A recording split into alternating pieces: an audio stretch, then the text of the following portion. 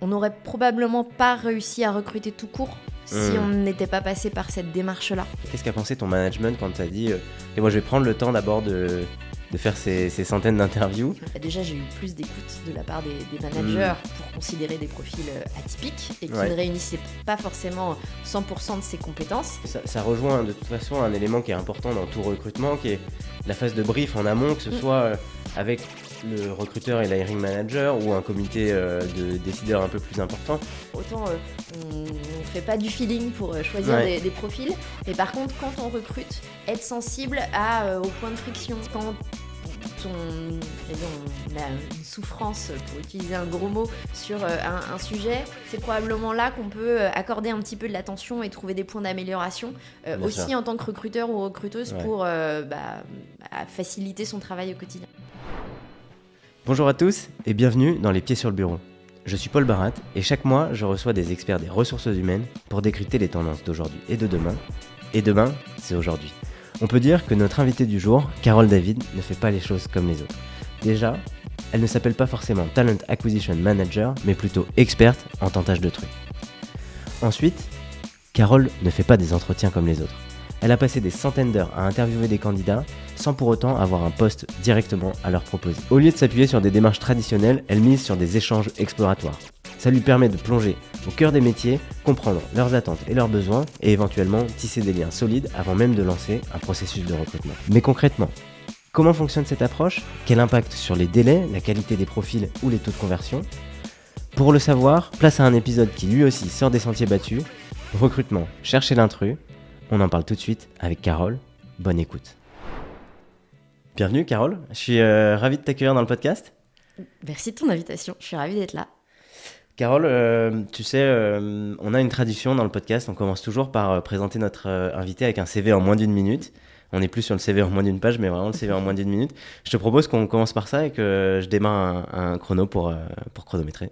Ça marche, et c'est parti. C'est important pour comprendre, je pense, les points d'ancrage de chacun et les biais par rapport à notre vision du métier. Donc moi, j'ai 39 ans, j'habite à Nantes, je suis psychologue de formation et ça fait maintenant une grosse quinzaine d'années que j'évolue dans l'univers des RH, du recrutement en particulier. J'ai commencé chez Louis Vuitton, chez qui j'ai passé 6 ans en atelier de production de maroquinerie et au siège, mais toujours sur des logiques de recrutement et de mobilité interne de profils industriels et logistiques. Et puis, je suis revenue dans ma région à Nantes, au sein de l'Étincelle RH, où j'ai passé 6 ans. À l'époque, je suis arrivée, j'étais la 5e. Quand je suis partie fin 2020, on avait dépassé la vingtaine de personnes. Donc, le cabinet avait bien grandi entre-temps.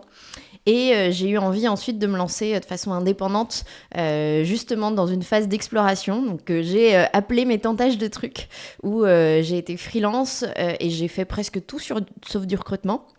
Notamment en allant explorer les thématiques de la user research, du produit et du no-code, avant finalement de remettre les deux pieds dans le recrutement en rejoignant Murphy. Donc on fait de la réparation et du reconditionnement d'électroménager. J'avais été cliente avant de devenir salariée 2 ans plus tard et aujourd'hui j'y suis responsable recrutement. Parfait, 1 minute 24 en incluant la présentation de Murphy, c'est assez parfait. Ce que je te propose, c'est que on rentre un peu dans le vif du sujet. Aujourd'hui, on va parler de cette méthode que tu as testée notamment chez Murphy, de faire des échanges exploratoires. D'où ça t'est venu? Est-ce que ça correspond à un contexte particulier chez Murphy sur des recrutements qui sont particuliers? Oui, effectivement, quand j'ai intégré Murphy début 2023, dans ma fiche de poste, il y avait essayer de recruter des techniciens expérimentés, sachant que c'est un milieu hyper pénurique. Et la bonne idée de Murphy, c'est d'avoir lancé une académie qui permette à des profils en reconversion de se former en interne et de rester en CDI. Donc c'est ce qui nous a permis vraiment de nourrir la croissance. Mais pour autant, il fallait pouvoir intégrer des profils un peu plus expérimentés pour nourrir des postes avec un peu plus d'expertise, comme des chefs d'équipe, des formateurs, et puis de façon générale aussi sur le terrain pour ouvrir de nouvelles zones, des profils plus expérimentés sur lesquels s'appuyer. Et quand moi je suis arrivée, mis à part en tant que cliente, j'avais jamais été confrontée à des techniciens électroménagers, bien même sûr, si ouais. j'avais pu recruter par le passé des profils, par exemple, en maintenance. Donc, quand même, j'avais une certaine intuition sur la dimension pénurique, sur des attentes qu'ils pouvaient avoir, mais ça restait quand même complètement nouveau. Donc, assez naturellement, je me suis dit, il faut que j'aille au contact de ces profils-là avant d'imaginer rédiger des annonces, rédiger des messages d'approche et de façon plus globale, une stratégie de recrutement pour ces profils. Ouais. On retrouve du coup aussi un petit peu ce que tu disais dans ton CV en moins d'une minute, que tu as eu cette période où tu as tenté des trucs et notamment tu t'es rapproché des sujets user research et produits. Ce genre de questionnement, on les retrouve beaucoup dans ce métier-là de product manager où on fait justement ces études un peu d'utilisateur. Ouais, exactement. Et d'ailleurs, quand je dis que naturellement, je me suis orientée vers cette démarche, en fait, c'était alimenté par cette plongée dans les métiers de la user research que j'ai fait. Et même, en fait, bien avant, en fait, je me suis rendu compte qu'il y avait beaucoup de ponts avec ma formation en psychologie sociale, avec la logique de démarche d'enquête, pour aller essayer de comprendre une cible et aller au contact, que ce soit par des démarches qualitatives, donc via des entretiens, ou des démarches quantitatives via des enquêtes. Ok, je vois. Et du coup, tu arrives chez Murphy avec cette nécessité d'aller, enfin cette mission en tout cas d'aller chercher ces profils de techniciens expérimentés. Comment ça se passe après où est-ce que tu as pu trouver ces profils-là? Comment tu as fait pour discuter avec ces profils-là, ces personnes-là, pour mieux comprendre leurs enjeux, leurs besoins? Alors, la première étape, c'est de se dire où est-ce qu'ils peuvent être, Ouais. enfin il ou elle, même si très très majoritairement ça reste des profils masculins. Et le réflexe en tant que recruteur, recruteuse, je pense, c'est est-ce qu'ils sont sur LinkedIn? Parce que ce serait quand même bien commode. Donc j'ai été sur LinkedIn et en fait j'ai trouvé pas mal de profils. Et ma première démarche a été de lancer des demandes de contact pour voir s'ils allaient l'accepter.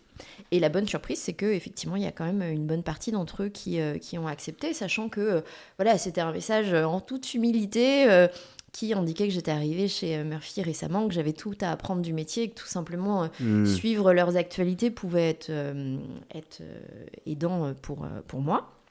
Donc ça a été déjà une bonne première étape parce que ça m'a permis de rentrer dans leur fil d'actualité, de pouvoir voir des posts dont ils étaient à l'initiative, mais aussi leurs réactions par rapport à d'autres posts, des discussions qu'ils pouvaient avoir, etc. Donc ça m'a donné envie d'aller encore un petit peu plus loin et de me dire, est-ce que certains d'entre eux seraient OK pour m'expliquer un petit peu plus leur parcours, me parler de leur vision du métier.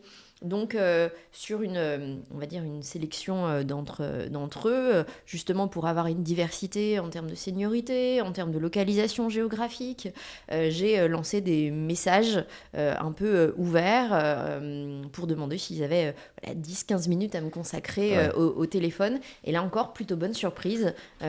Beaucoup m'ont répondu oui.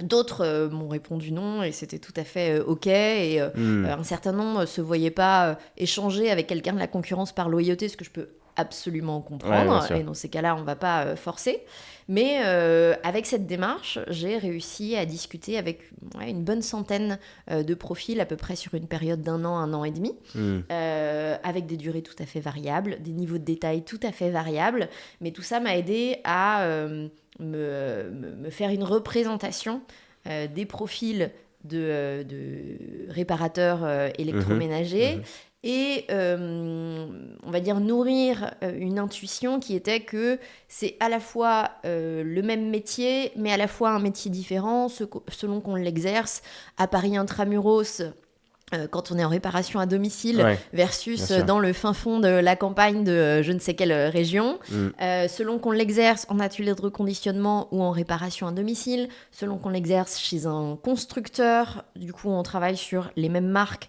mais par contre avec un niveau d'expertise très avancé, ou dans des entreprises qui sont comme nous en multimarque et toute ancienneté. Donc ça m'a vraiment aidé à créer de la nuance dans ma perception de ce métier-là. Et ça a été hyper riche. J'ai une question aussi. Forcément, tu dis que c'est une mission qu'on t'a donnée en arrivant chez Murphy, d'aller recruter ces profils expérimentés. J'imagine aussi que cette phase de recherche elle prend un peu de temps. Qu'est-ce qu'a pensé ton management quand tu as dit OK, moi je vais prendre le temps d'abord de faire ces centaines d'interviews. Comment ça s'est passé c'est une bonne les question débuts? parce que c'est clairement un investissement. J'ai eu la chance d'arriver dans un environnement où on avait l'académie qui répondait quand même, on va dire, à une grosse partie du besoin sur sûr. les techniciens et les autres besoins étaient bien présents, mais on n'était pas forcément dans un niveau d'urgence. Et quand bien même, typiquement sur l'Île-de-France, où on a une croissance qui est plus forte, avec des besoins plus forts, on avait un niveau de tension qui était un peu plus important.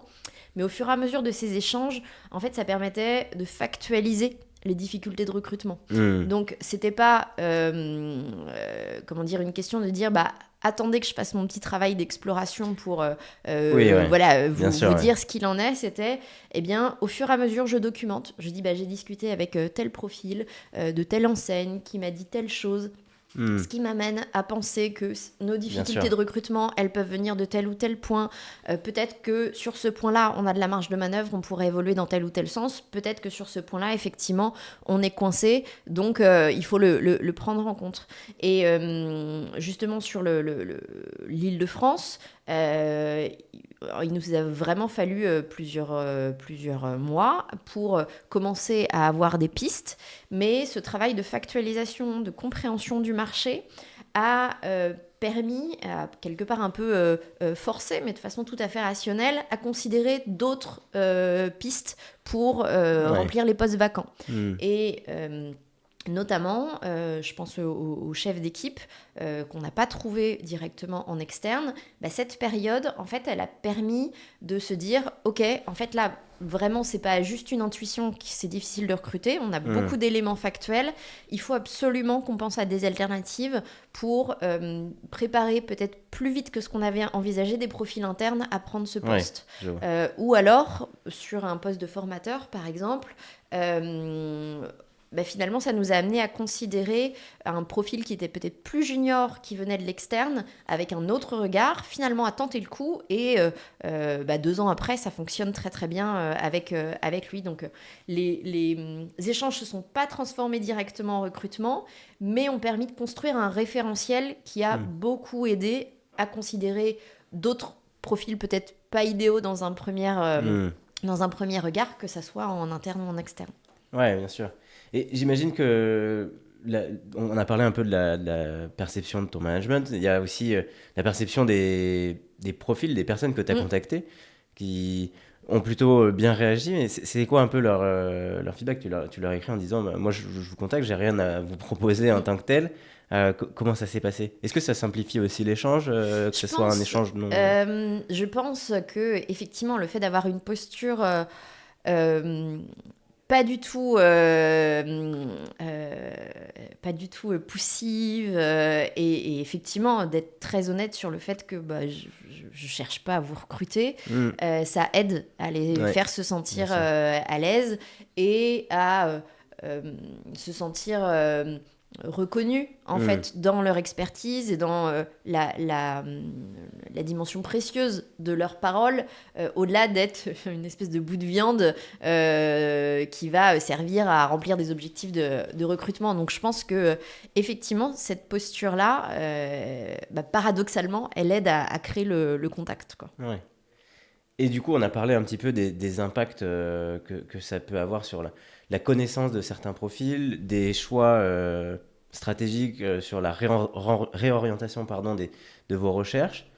Globalement, sur ce recrutement de profils expérimentés, est-ce qu'on considère que ça rallonge le process de recrutement ou est-ce qu'il y a que ces effets bénéfiques En réalité, là, dans ce cas-là, je crois que on n'aurait probablement pas réussi à recruter tout court si on n'était pas passé par cette démarche-là. Ouais. Parce que ce travail-là, il a permis d'itérer sur plein de versions de l'annonce. Donc ça veut dire que maintenant, on commence à avoir des retours à annonces qui sont pertinents. Et sur le marché, on commence à être un petit peu connu, mais avec voilà, des perceptions qui peuvent être parfois un petit peu biaisées, parce que à l'échelle du marché de l'électroménager, on est encore jeune. Et ce travail-là, il génère aussi un effet d'alimentation de la marque employeur et de bouche à oreille. Donc, sans doute que si on était resté on passe des annonces où on fait de l'approche directe, directe au sens vraiment, j'ai un poste pour vous, est-ce que vous voulez venir ? Je crois très sincèrement que ça n'aurait pas transformé. Donc là, c'était absolument nécessaire. Pour autant, effectivement, ça s'intègre dans une approche long terme. Et je pense que ça se transpose peut-être pas directement pour tous les typologies de postes. Et je suis parfois amenée à mettre en œuvre des méthodologies un peu alternatives pour garder cette approche exploratoire, en tout cas de compréhension du marché, pour d'autres postes pour lesquels on est sur un one-shot et pour lesquels ça n'a aucun intérêt d'investir autant de temps en exploratoire, quoi. Ouais. Tu lis encore une fois un peu dans mes pensées, parce qu'on arrive à cette question que je voulais te poser sur est-ce que c'est des choses qu'on peut transposer à d'autres métiers, d'autres boîtes. Ça marche chez Murphy sur ce profil qui est un profil que tu as qualifié de pénurique au début. Est-ce que c'est que pour des profils pénuriques qu'on peut prendre ce temps de faire ces échanges exploratoires ? Alors, pénurique, évidemment, parce que ça veut dire qu'il faut réussir à trouver, à identifier sa cible et à la séduire, donc ça vaut le coup de l'investissement, mais aussi tous les profils pour lesquels il y a de la récurrence ou du volume en recrutement, et de façon générale, un peu tous les profils pour lesquels on a envie de rendre plus efficace le recrutement. J'ai quelques exemples peut-être en tête avec des méthodologies adaptées, mais par exemple le tout premier recrutement que j'ai fait quand je suis arrivée chez Murphy, c'était un profil de comptable. Alors pour le coup, métier plutôt en tension, métier qu'on n'avait jamais recruté chez Murphy. Et même la DAF avait pas forcément l'expérience du recrutement de ce type de profil. Donc simplement, avant de lancer une annonce ou des approches directes, on s'est mis d'accord pour se laisser quelques jours pendant lesquels j'ai fait un travail et de compilation d'annonces sur des postes de comptables sur la région pour se rendre compte du niveau de tension et d'autres entreprises concurrentes employeurs. Et de ce qu'il y avait dans les postes, des salaires proposés, etc., pour avoir un benchmark, et aussi un travail que moi j'appelle de carottage, c'est-à-dire d'identification de profils, que ça soit sur LinkedIn ou sur du CV Tech, pour qu'on puisse ensemble discuter de profils existants et déjà commencer à s'étalonner par rapport à notre besoin. Et donc avec ce travail exploratoire qui a vraiment duré quelques jours, on a gagné beaucoup de temps sur derrière la mise en œuvre de l'annonce, l'étude des profils, et finalement elle a dû rencontrer, je crois, peut-être 2-3 profils maximum, qui plus est finalement pour s'orienter sur un profil complètement atypique, parce que on avait ce référentiel auparavant et du marché en tant qu'employeur et des profils. On en a déjà parlé dans le podcast, mais ça rejoint de toute façon un élément qui est important dans tout recrutement, qui est la phase de brief en amont, que ce soit avec le recruteur et l'hiring manager ou un comité de décideurs un peu plus important. C'est une étape qui est cruciale, qui va permettre de définir une scorecard vraiment précise. Voilà, qu'est-ce qu'on recherche vraiment comme besoin. Et toi, potentiellement, tu dis qu'il faut même aller plus loin avec ces études, ce carottage, comme tu dis. Parce que les profils que tu regardes en CVTech ou sur LinkedIn, c'est pas forcément des profils que tu vas contacter. Exactement. Ouais, alors ça peut. Typiquement, l'année dernière, on a recruté une gestionnaire de flotte pour donc tous nos véhicules. Et le profil qu'on a recruté est finalement un profil issu de ce carottage. D'accord. Donc Dorian, finalement, c'est une des toutes premières personnes que j'avais identifiées. Alors que je pense spontanément pour ce type de poste, on n'aurait pas imaginé que c'était la démarche d'approche directe qui allait permettre de recruter. Effectivement, on a eu beaucoup de retours à annonce, mais j'avais ce profil-là, j'allais dire sous la main sur LinkedIn. Je l'ai contacté, il se trouve que ça s'est fait. Donc, c'est important, je pense, pour nourrir ce temps de brief. Et j'ai un autre exemple qui me vient en tête l'année dernière aussi. On a une évolution d'une collègue sur un poste au sein de l'entreprise. Et pour la remplacer, on s'est dit on va faire évoluer un peu le périmètre. On n'a plus tout à fait le même besoin. Et on aimerait bien un poste qui soit à la fois un poste d'achat, vraiment avec toute la mise en œuvre de la méthodologie d'achat, de rationaliser, etc. Et un poste de recherche de financement. Parce qu'on est entreprise de l'ESS, que ce soit sur des questions d'innovation ou d'impact, on peut aller rechercher des financements. Et ça serait super si c'était la même personne qui faisait ça. Au moment du brief, une petite intuition en me disant on va aller voir si sur le marché ce sont des compétences qu'on retrouve ensemble. Ouais. Et ce travail exploratoire a permis de lever la main en disant attention, on trouve des profils avec une expertise achat, des profils avec une expertise recherche de financement. On les a rarement ensemble et en plus, il est possible que ça soit des câblages qui soient même un peu opposés puisque dans un cas, on va rechercher des fonds et dans l'autre, on va rationaliser des coûts. Donc, ça a permis de démarrer la recherche avec ce point d'alerte et du coup, d'accorder une attention particulière aux profils qui se sont positionnés. Ça a permis aussi, dans l'annonce, d'être très franc en disant, écoutez, on pense que ça serait idéal pour nous, pour notre organisation. C'est peut-être une recherche de mouton à 5 pattes. Venez nous voir si vous avez l'une ou l'autre d'expertise et puis on discutera. Et finalement, ce qui est intéressant, c'est que déjà, j'ai eu plus d'écoute de la part des managers pour considérer des profils atypiques et qui ne réunissaient pas forcément 100% de ses compétences. Et finalement, on a recruté un profil qui n'avait ni l'une ni l'autre des expertises, mais qui avait montré dans son parcours une capacité à aller sur des sujets différents, successifs, et donc qui avait ses qualités pour prendre un poste très, très hybride. C'est là aussi où... ça me fait penser à plein de choses, mais évidemment, dans la définition de ce profil qu'on a envie de recruter, c'est là où on s'attache aussi au-delà des expériences, des qualités spécifiques ou des compétences qui sont pas forcément liées à un job title ou un titre de poste, etc. quoi. Et tu peux te dire, on pensait que c'était... ce profil achat plus ou alors un profil plus recherche de fonds, mais au final on peut trouver autre chose en se concentrant sur des compétences et des mises en situation très, très pratiques quoi. Ouais, tout à fait. Je pense que ça encore une fois ça nous permet de recentrer, de se dire que au-delà des recrutements pénuriques ou des recrutements bien spécifiques, c'est quelque chose, une méthode qu'on peut adapté à tous les recrutements. Moi, j'avais une question pour toi, pour comprendre un petit peu, quand tu disais même sur des postes où il y a beaucoup de volume ou une récurrence, pourquoi c'est important ? Là encore, ça permet de comprendre à la fois les compétences sur le marché, mais aussi ça permet de comprendre des leviers de motivation pour ces profils. Et donc, là, typiquement, pour les techniciens expérimentés, un des apprentissages, alors pareil, qui était déjà une intuition que j'avais pour avoir travaillé sur des profils d'expertise technique, c'est qu'ils accordent une très grande légitimité à leurs pairs. Ou justement à des profils ayant encore plus d'expertise technique qu'eux.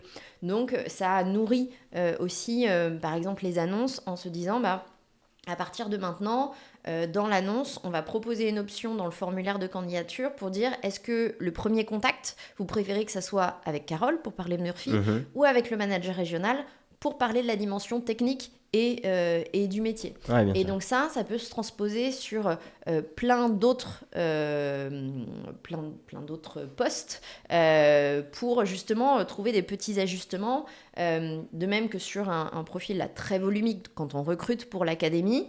dans les observations que j'ai faites au moment d'arriver chez Murphy avec mes collègues qui faisaient les qualifications téléphoniques. Donc là, on est sur 5 à 800 CV en entrée de recrutement pour une promotion de 12 personnes. Ok. Donc ça veut dire qu'on est sur des dizaines et des dizaines d'échanges téléphoniques.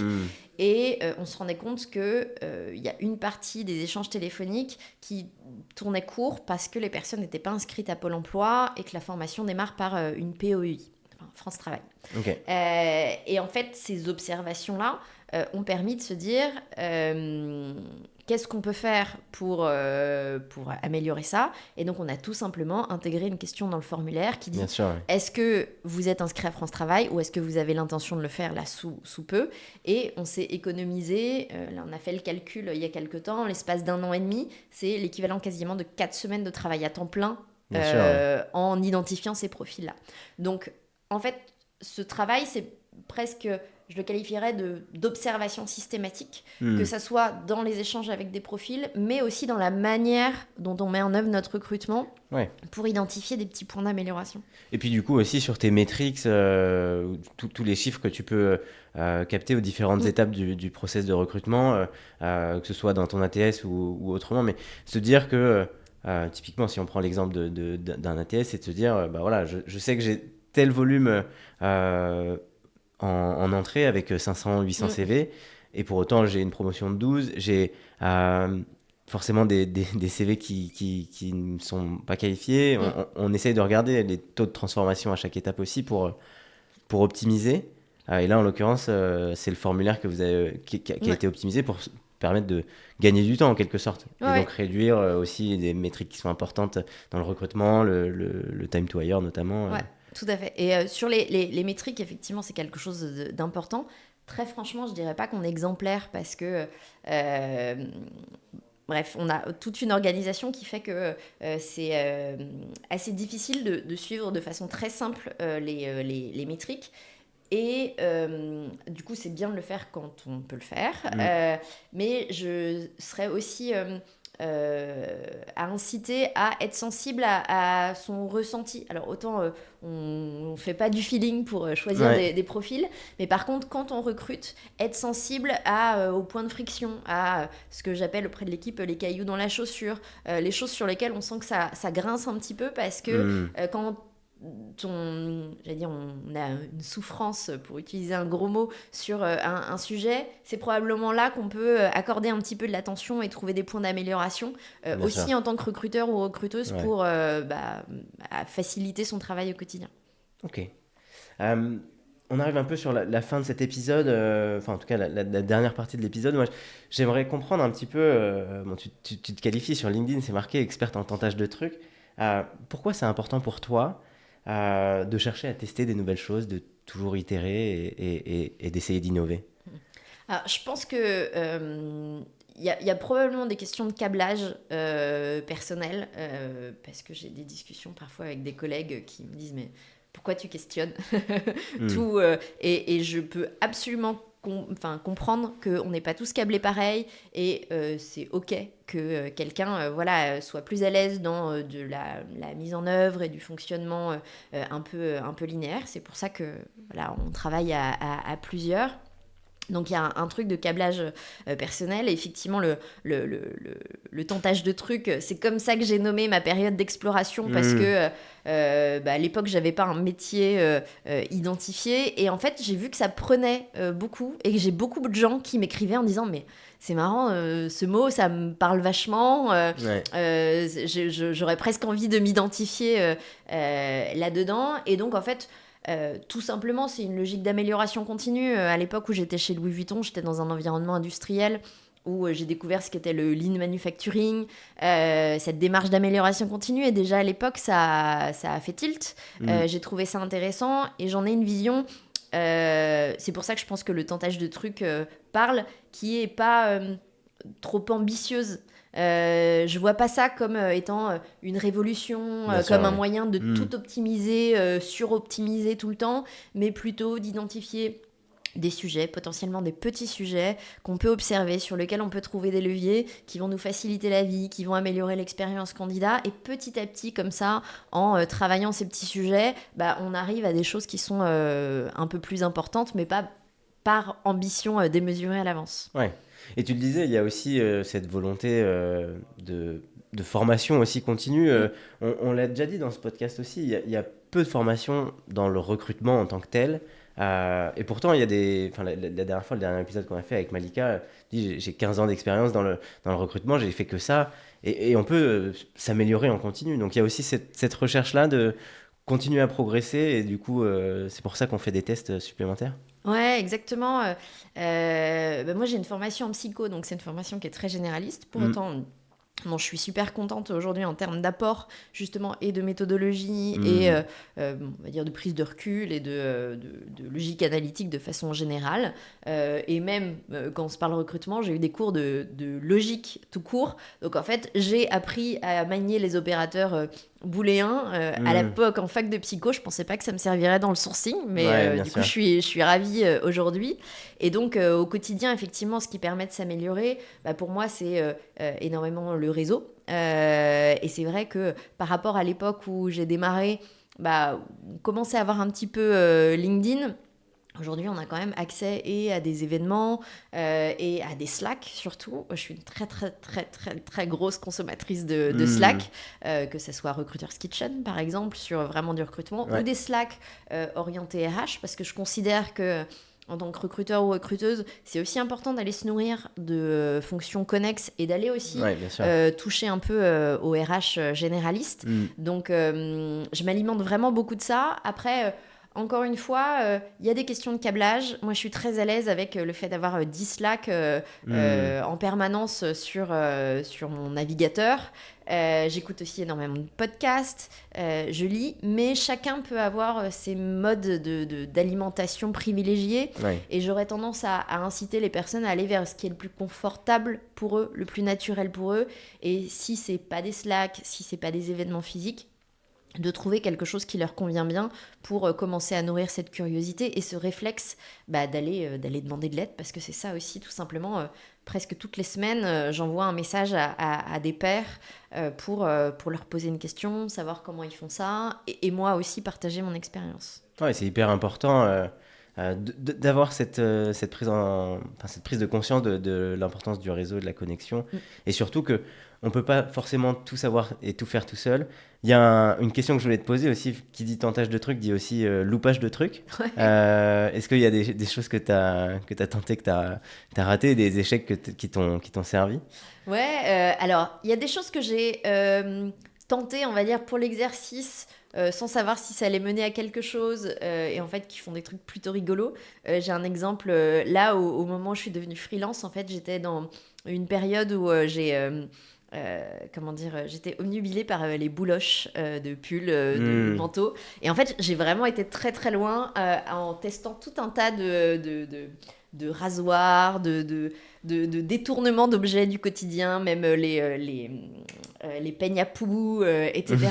au point de documenter toute cette recherche. Et à un moment donné, je me suis même demandé si ça pouvait pas être, je sais pas, un nouveau service à lancer. J'ai abandonné la piste, mais c'est devenu finalement un article en collaboration avec la marque de mode masculine Loom sur leur blog. Donc finalement, c'est un truc que je savais quasiment mort-né au moment où j'ai lancé, mais que j'ai mené à son terme avec un résultat plutôt rigolo. Et après, dans le recrutement, tous les jours, en fait, on fait des tests. Et là, par exemple, ces derniers mois, pour nos recrutements académie, aujourd'hui, on est très dépendant des annonces, notamment de Indeed. Et en fait, on n'a pas beaucoup d'alternatives. Donc, je me suis dit, est-ce que l'approche directe fonctionnerait?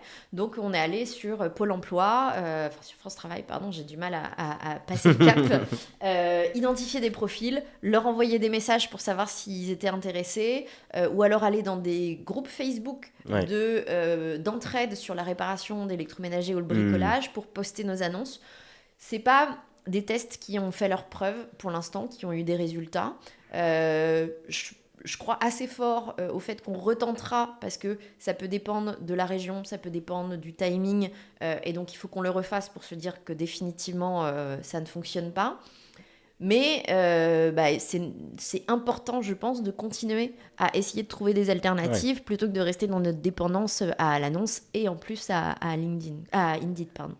Et je pense qu'un message, si on doit clôturer ce podcast avec un dernier conseil, c'est que de toute façon, il faut tester, il faut se laisser le droit à l'erreur, parce que c'est comme ça qu'on avance aussi, j'imagine. Exactement, c'est vraiment l'itération en permanence.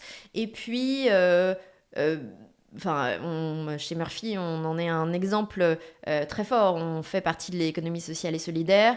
On n'a pas forcément beaucoup de moyens. Et en fait, cette notion d'itération, on peut parler d'innovation, mais la notion d'innovation, pour moi, elle fait très souvent, trop souvent écho à cette forme d'ambition, de révolution, etc. Donc parlons plutôt d'itération. En fait, il n'y a pas forcément beaucoup de besoin de moyens. Par exemple, toute ma démarche d'approche des techniciens sur LinkedIn, je l'ai fait avec vraiment 0 €. Hors investissement de temps, j'ai pas de licence recruteur. C'est que des demandes de contact. Donc en fait, il y a souvent moyen de tester avec très peu de moyens.